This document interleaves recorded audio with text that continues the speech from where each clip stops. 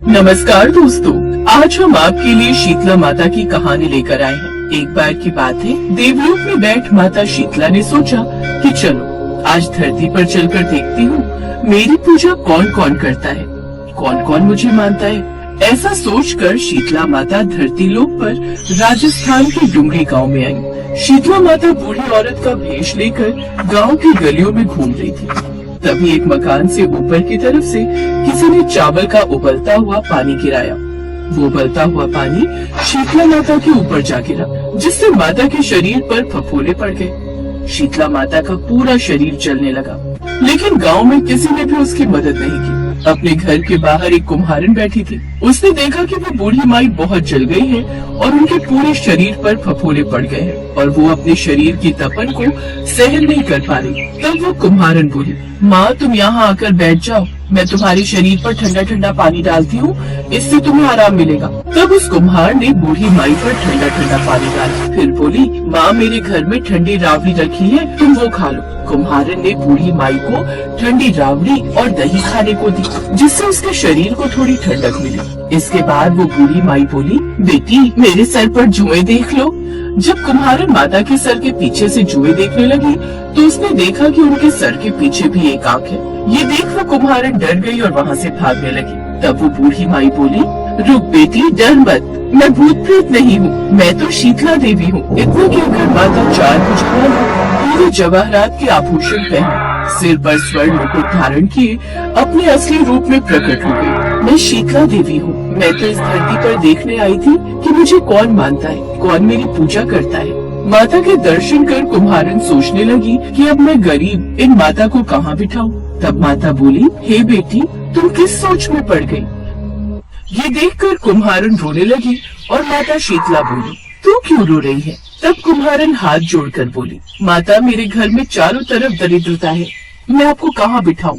मेरे घर में न चौकी है और न ही कोई आसन। बेटी मैं तेरी अच्छी भक्ति से प्रसन्न हूँ, अब तुझे जो भी वर चाहिए तू मांग ले। तब कुम्हारन बोली, माता आप इस गांव में स्थित होकर रहिए। जिस प्रकार आपने मेरे घर की दरिद्रता दूर की है, वैसे ही जो भी व्यक्ति फागुन मास की अष्टमी पर आपकी पूजा करे, आपको ठंडा जल और ठंडा भोग लगाए, उसके घर की दरिद्रता आप स्वयं दूर करें एवं आपकी पूजा करने वाली महिला का अखंड सुहाग रखना, उसकी गोद हमेशा भरी रखना। साथ ही जो पुरुष शीतला अष्टमी को नाई के यहाँ बाल न कटवाए, धोबी को कपड़े धुलने न दे और पुरुष भी आप पर ठंडा जल चढ़ाकर, नारियल फूल चढ़ाकर परिवार सहित ठंडा बासी भोजन करे, उसके काम धंधे व्यापार में कभी दरिद्रता न आए।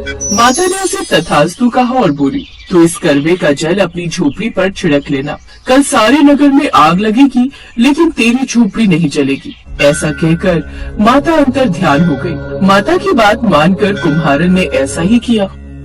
उसने वो जल अपनी झोपड़ी पर छिड़क लिया। रात हुई तो सारी नगर में आग लग गई, लेकिन उस कुम्हारन की झोपड़ी बच गई। ये देखकर नगर के राजा ने कुम्हारन को बुलवाया और पूछने लगे। तब कुम्हारन ने राजा को शीतला माता की कृपा की सारी बात बता दी। उस दिन से राजा ने पूरे नगर में ऐलान करवाया कि अब से शीतला अष्टमी के दिन, साथ ही शीतला माता ने ये भी कहा था कि मेरी पूजा का मुख्य अधिकार इस धरती पर सिर्फ कुम्हार जाति का ही होगा। तभी उसी दिन से डुमरी गांव में शीतला माता स्थापित हो गई और उस गांव का नाम हो गया शील की डुंगरी। शील की डुंगरी भारत का एकमात्र मुख्य मंदिर है। शीतला सप्तमी के दिन यहाँ बहुत विशाल मेला लगता है। इसे बसौड़ा अष्टमी के नाम से जाना जाता है। ऐसी मान्यता है कि माँ शीतला की विधिवत पूजा करने का विधान है। ऐसी मान्यता है कि अगर जो व्यक्ति इस दिन व्रत रखता है उसे सभी रोगों से मुक्ति मिल सकती है। अष्टमी के दिन सुबह ब्रह्म मुहूर्त में स्नान करने के बाद शीतला माँ के मंदिर में जल अर्पित करें, रोली, मेहंदी, हल्दी, अक्षत, कलावा अर्पित करें। इस दौरान मंत्र अवश्य बोले, वंदेहम शीतलाम देवीं रासभस्ताम दिगंबराम मार्जनी कलशोपेताम शूरपालंग कृत मस्तकाम। आटे के दीपक में घी और रुई की बाती लगाकर माँ की प्रतिमा के सामने रख दे।